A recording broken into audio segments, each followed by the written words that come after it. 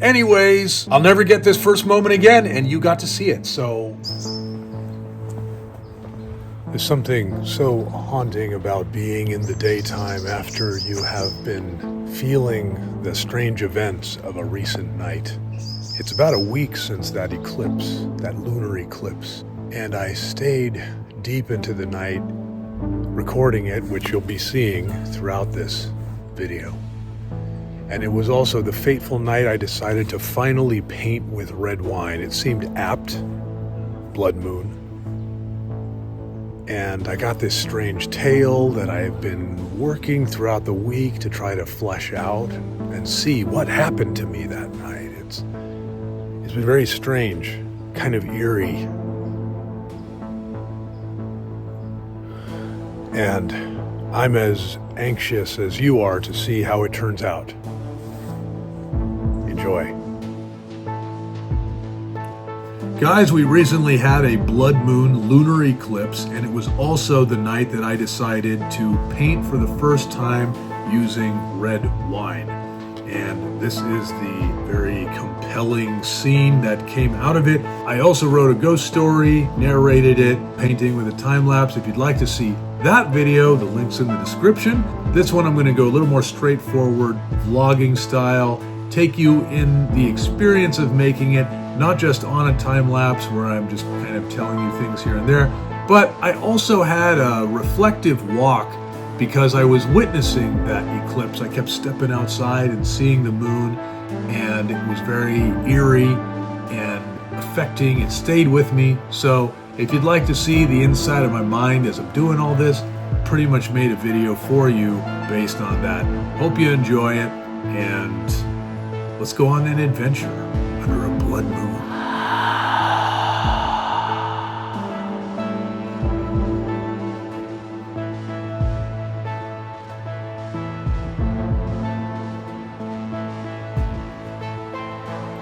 Well, I don't know what's going on.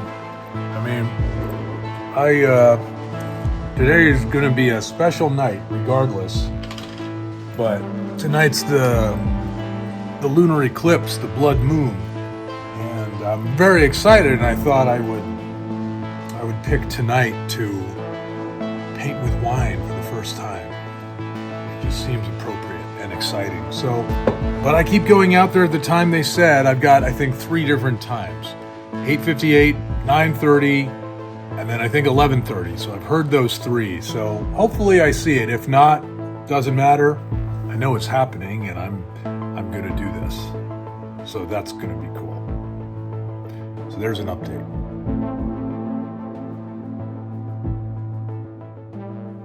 As I begin, and of course I'm sketching the story out first, and the focal point was going to be the moon, so I wanted that perfect circle there. It almost never ends up a perfect circle once I'm playing with watercolors, but ballpark. And for a little bit I was working on the story of this character. What is she feeling? How does that influence where her arms and hands are? And the moon is pretty much always a story of emotions, so it was important to me how the character in the foreground was going to be placed in front of this mystical bloody red, wine red orb. And I should also say that there was another circumstance to this that made this especially kind of freaky, which was, for better or for worse, this was going to go on a vlog that you would all see. And I'd never painted with wine, and there was kind of a lot of faith giving up to the gods here. And if I screwed up, I was not really going to be able to just full on make something else instead. I was going to have to put this on there. I knew it was going to be something interesting, but I also wanted to be something that I was always look back on and not be regretful. So right there I was messing around, and I was really seeing what the stains could do. And the last one is a reduction, which is where I realized eventually that's where it was going to have to go. But there's this feeling in the beginning where you are working with a very light undercoat, so you look at it as watercolor. It is very easy to become disappointed with the results of painting with wine because it's so easy to romanticize painting with red wine. Passionate, bloody, and red is just a color everybody loves. We're all hummingbirds attracted to red. And you first see it in the way that the wine hits the page, particularly I'm using Pinot Noir here. And I just had kind of my own reasons to make it be the first. And that circle's not looking too bad. So I was determined to figure out how to make it work. And once I had that reduction thing down and it just worked even better than I thought, I was pretty excited. And that's part of why you do this. There is kind of a sense of let's push what we can do. Let's do something new here. And in some ways, the exciting thing will be going back to watercolor after this. I know Mermet is coming up. But I find sometimes if I can, this part I think I wind up drawing a little more than painting in a sense, but that's part of why I started to put less on my sketches. I wanted to bring up the stakes for the painting, not have it all like mapped out, which I feel made me a better painter. Even though paradoxically, I do find myself drawing when I'm painting. But I've also at the same time, when I go back to drawing, it feels a little too meticulous or too tedious. And I find I start doing painting strokes more when I'm drawing, which is pretty exciting.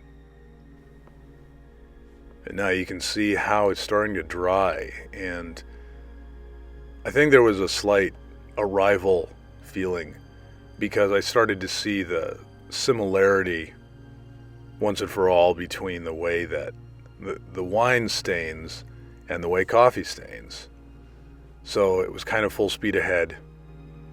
And then it was just like, okay, let's just try not to screw this up, because I tend to have two different series or styles emerging with the coffee stains. One is where it's pretty much all about how I'm able to sculpt light out of just coffee stains, tell a story of a figure in a space, or I go more ink drawing and then I bring in the coffee to give this almost sepia romantic atmosphere. But at the end of the day, it is an ink drawing. It's just an ink drawing that has this wonderful romantic degree of warmth to it. So the first way, when it's just about the stains and what I can tell of a story of light with just the stains, that one is a bit tougher. And that was what I decided to do for the first time ever with wine. So this was a pretty exciting moment where I was like, okay, I think I know how to get it to do what I want it to do. So now I was bringing in a thicker coat. It was less watered down. I was going with like kind of straight wine and layering it on there. And this was pretty fun having the smaller brush and just kind of going into like these details. But it was a challenge to hold myself back a little.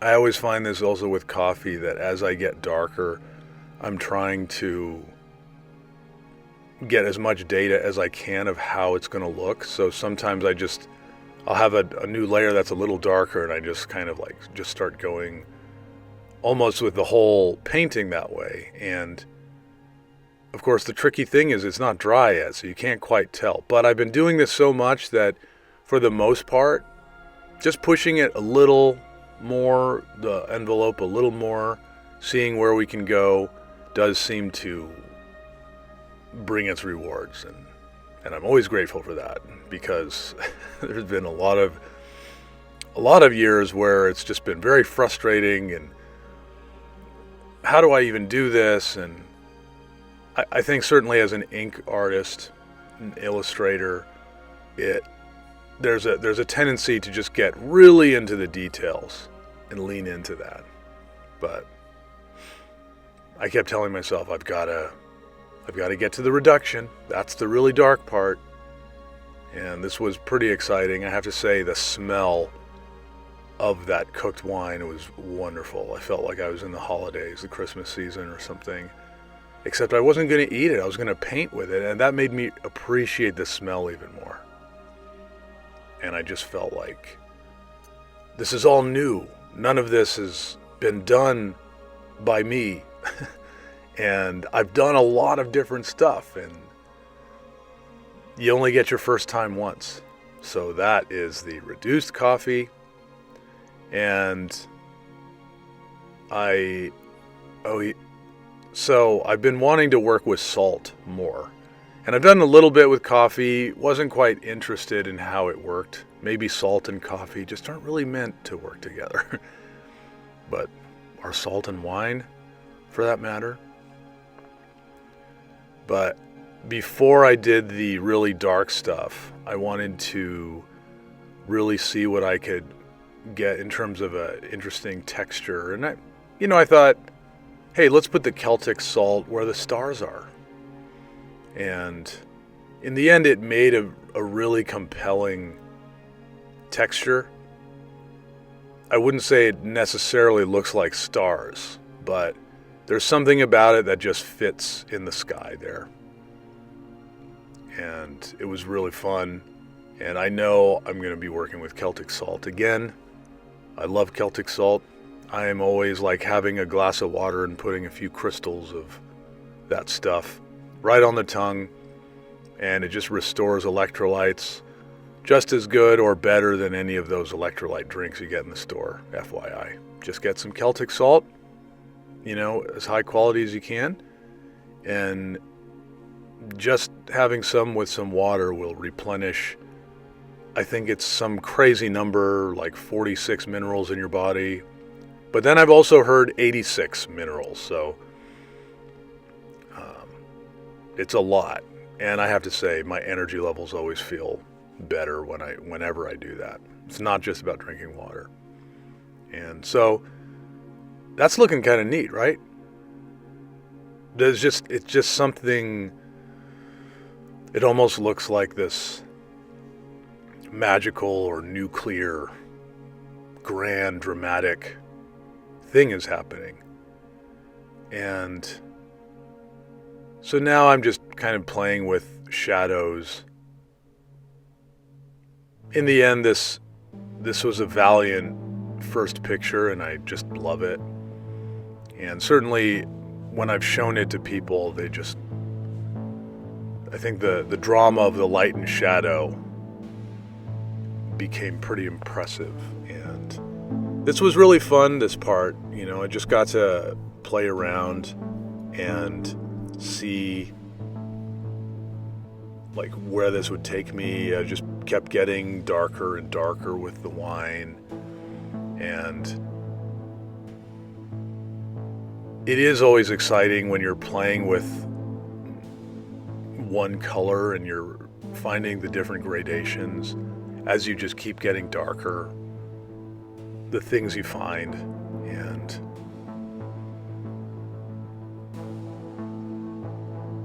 I encourage everyone to just work with, if you're into painting, work with painting a moonlit night, because there's nothing like a moonlit night.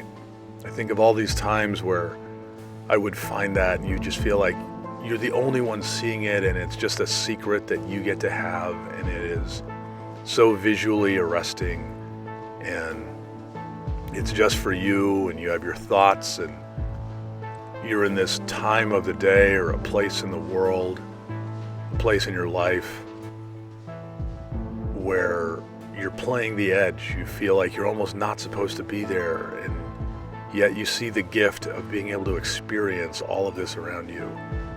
And I think when you get to create something about it, maybe it's a song or you're writing a story about it, you suddenly transport yourself there. You see the power of a human being to just take you somewhere. It's like when I watch a film or, some transportive little YouTube video, and I just become aware of what human beings can do for each other. We're portals for one another. We make portals for one another. And certainly when I'm creating a piece like this, whether it's with this medium or one I'm used to, I've opened this gateway to take me to some very powerful meditative place where my thoughts are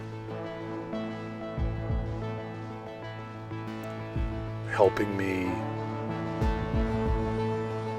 bypass, I think, the day-to-day, the mundane, the things that we all do every day to tell ourselves, oh, this is just the way things are. Well, what happens if you're able to do something that shows you just another way of thinking? That's what I feel happens to me a lot. And look at that.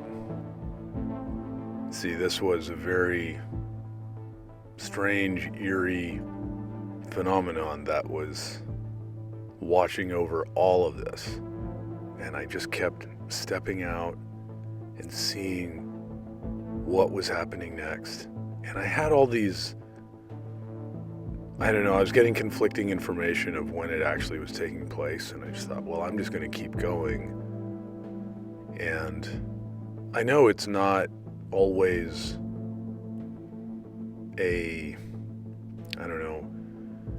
like a quick thing, an eclipse. It's over time, but it was pretty magical as I was working on this for the first time, going out and seeing a lunar eclipse for the first time. I want to say I'd seen it before, but I think, well, I know what the problem was, is that whenever I saw it, there was always something else. Maybe I was around people or doing something or just really sleepy, and I wasn't willing to watch it for what it was and for the amount of time it takes to really just let it happen, let the experience wash over you. And tonight, it was very exciting to experience that. And here things get a little darker. The light is all untouched paper. And that's the big rule, because the darker your shadows, the more brilliant your light, especially when it's blank paper. And coming up, we get to see how our moon is progressing. Look at that. And that just gives me chills.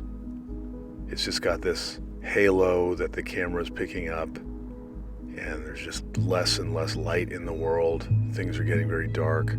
This is exciting only because I know it's only going to be temporary. But what a sight. I mean, just to keep coming out and seeing what was happening was just, it's one of the most exciting things I've experienced in terms of a natural phenomenon in a long time. And I'm going to talk about it after this, so just stick around after the painting's done. I have some various thoughts afterwards. I went on a hike days later in the daytime, which was kind of eerie to me as well.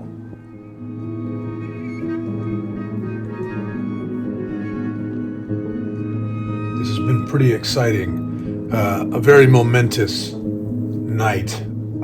I have been monitoring this lunar eclipse. I don't think I've ever paid so much attention to an eclipse before. And I've never painted with wine, and this has been pretty exciting. It is a lot like the coffee stains, the style I'm doing. Maybe if I keep doing this, I'll keep playing with, maybe finding another style besides like the staining. But I do love the way the staining is, and it is looking pretty special. I'm starting small here. I'm not doing a big piece, but how exciting! And I added salt, Celtic salt, to it to give some really interesting look in the sky. It gives a kind of dramatic look to it. But I'm kind of proud. I didn't go and research what it takes to paint with wine. I had a theory that if I use the wine, it would be disappointingly light, just like when I first used coffee. And the best coffee that I have found is instant coffee. That is the darkest. And then I was like, well, I need to make the wine darker, because I'm using a Pinot for kind of sentimental reasons. But I know Pinot would be lighter. Next time maybe I'll experiment with Cab. But I thought, why don't I make a reduction of wine? So I put it on the stove and then thickened it a bit, and it really turned out beautifully. I mean, you can see these are some darker reds. The lighter ones are where I use the wine on its own. But even that has been layered somewhat with the darker, the reduction. So this has been a night of innovation and even more climbing, even more experimentation and adventure and discovery. That's what it is, discovery. So, anyways, I'll never get this first moment again, and you got to see it. So that's just exciting, and I'm kind of thrilled to see where this keeps going. And how wonderful to be able to use wine this way. Yeah, so excited. And speaking of excited, we were just getting closer and closer to destiny here, a sky without a moon. And there was something almost sad and also something kind of relieving. Like, I felt like, oh, this is where the moon gets a break. I think of how much work it must be to take the sun's brilliant light and reflect it, and continue the art of understanding the light and where to get it in the places of the night. So I saw the moon as maybe some kind of goddess taking a break. I don't know if that's too out there, but you couldn't help but feel something like that as you were seeing this waning light. And now we come to putting the blood moon in, and this part, of course, was going to be kind of tricky because one wrong move and you just kind of lost your precious negative space real estate, which in watercolor style, which I would say this is, you never get that back. You could maybe bring in some like white paint, but it'll never replace the negative space, the real estate of blank paper. But there was a part of me that almost left this, and then I was like, wait, I can't do that. The whole thing is it's a blood moon. So the moon appears red. And in the story, if you check out the video that I did of the ghost story that I wrote for it, it's not totally a story of a blood moon.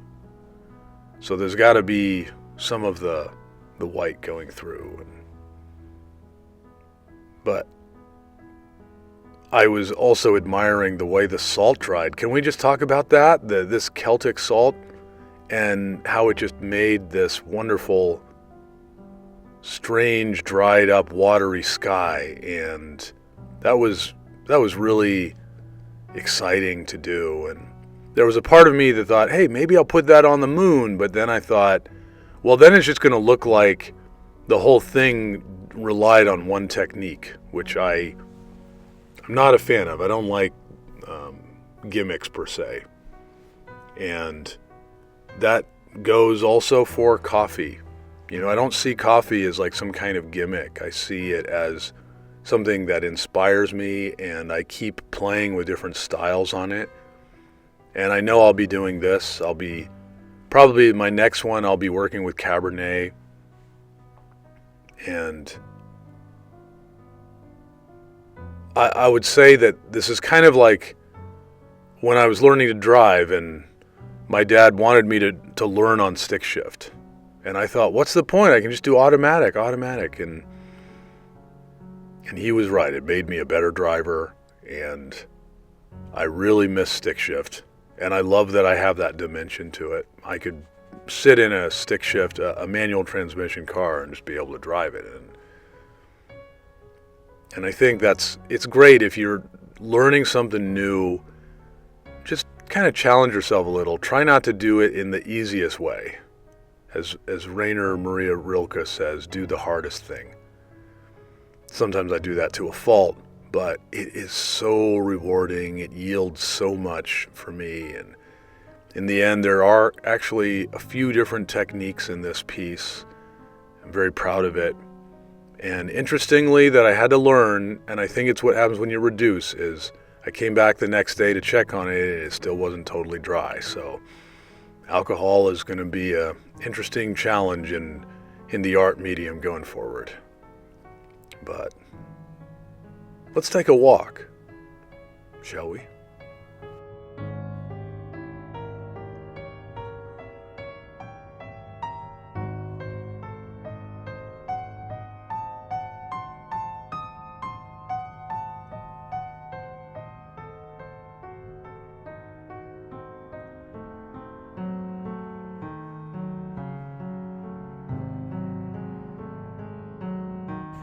It's strange. Ever since that evening, I have had these moments of clarity when I wake up in the morning.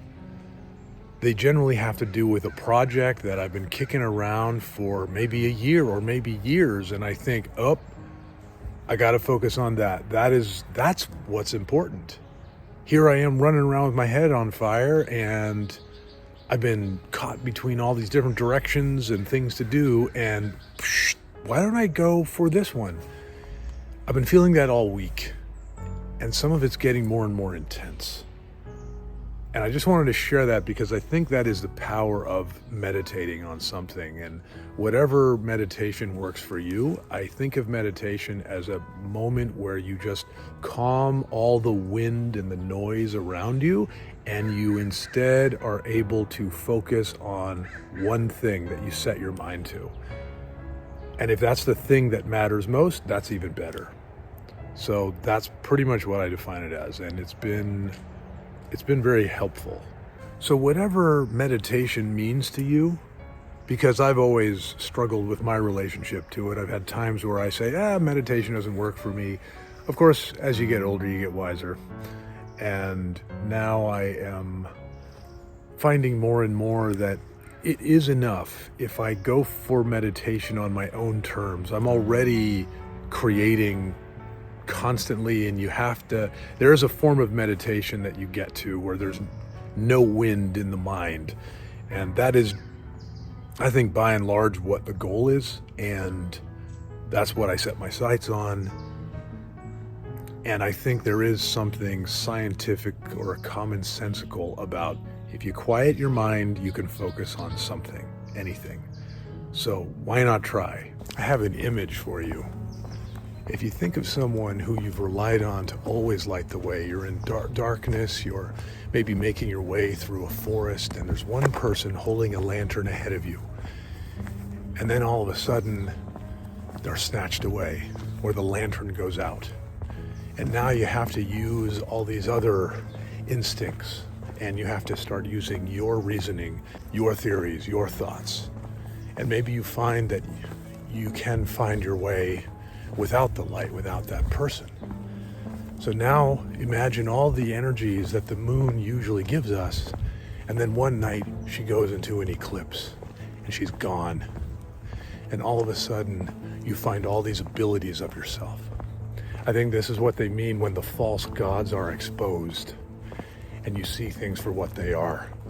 And you have this little window to do something with that. So I think that's pretty much what happened. Now maybe you're feeling this anyway, you didn't need to meditate. I think meditation only amplifies the possibilities. But that's what I think is going on. Had to share that. There was something about that night that was very nightmarish. And I kept going out and seeing the moon. I didn't see too many stars. There were a lot of clouds. So I don't think I got the full effect of it just like being swallowed up and vanishing. But each time I went out, I felt like I could kind of see the evidence of it happening more and more. And by the end of the night, of course, it was just getting totally swallowed up and it was gone. But I've never quite witnessed such an apparent celestial event happening before my eyes, and it really had a way of grounding me in where I was at, which is kind of strange because you're looking up at the sky and it's actually restoring this sense of grounding at your feet. And it's so strange. I keep going out into the daylight of the world since, this whole week passed, and everything feels more precarious, but more precious. And I feel very grateful and humbled. I'm glad I went through that. I can't help but think of how powerful the feelings of endings and beginnings are. The eclipse was a week ago, and today is the first day of spring, and this is, I believe, when years used to end. It's kind of a strange thing that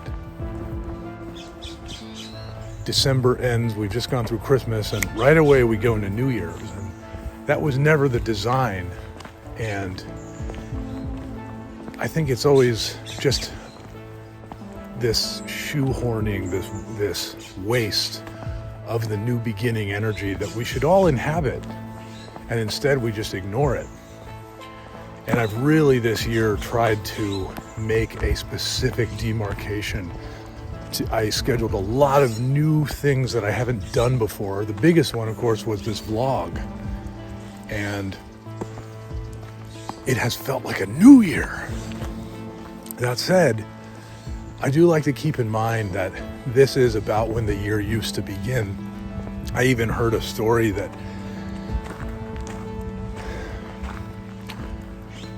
the whole reason for April Fools was actually a king who, when the new year started, is actually a story, I believe, behind April Fools, or one version of the story, is that the year used to start on April 1st.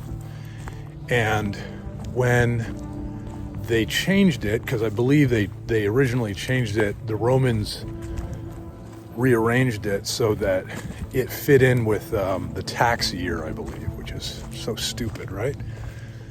But when they changed it to January 1st, there were people who were like, no, the new year begins when spring begins, which just makes total sense. And I guess it was kind of a means of propaganda that they decided, we'll make April 1st the year for the fools. So if you celebrated the new year on April 1st, you were a fool. And that's pretty much how April Fools came out. But I don't know. Maybe it's time we stop looking to some king from a long time ago to tell us whether we're fools or not. I mean, why not observe the year beginning when it actually begins, not when some tax year begins? Crazy thought. Hot take, I know. I used to work inside a lot more, like, uninterrupted. Now I always feel like I need to get outside at some point. I've really just drilled it in my head that no matter what, get some of that morning sunlight, get it, and you will feel so much better. And I have to say, it's been very beneficial. And now I just feel depressed if I miss that habit for the day. But I have to say, this week I have felt it even more important for those reasons I was telling you earlier, where I feel like I get a burst of clarity. You got to get out there. You got to experience all of that. And you don't need to consciously experience it. Just go out there, let the world do its thing, let the sunlight do its thing, and you will reemerge, and you'll be healthier for it. Just trust it, let go.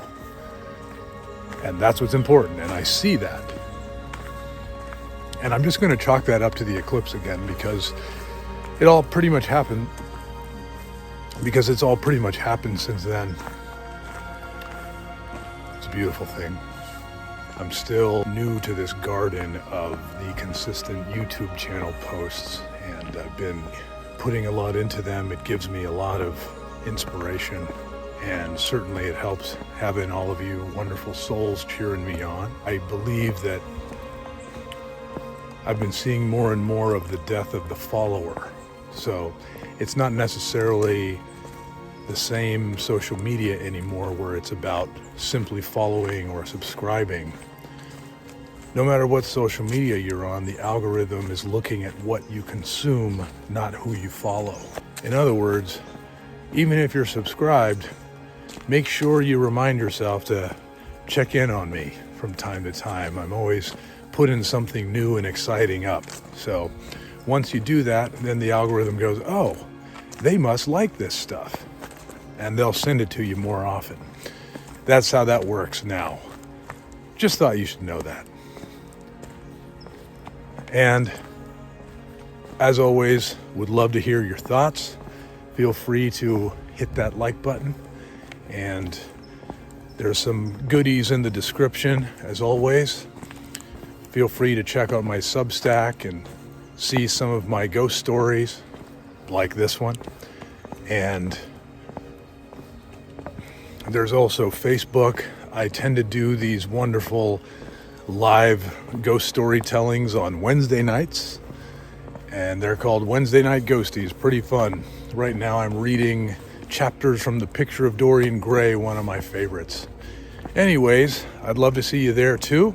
And of course, I'd love for you to join me on my inbox of curiosities. So come aboard and see all the adventures there. It's my email list. A lot of fun stuff that's kind of detailing the crux of what I'm doing next. Well, this has been a powerful time, and I'm immensely grateful that I got to share it with you. Take care, you beautiful, haunted romantics.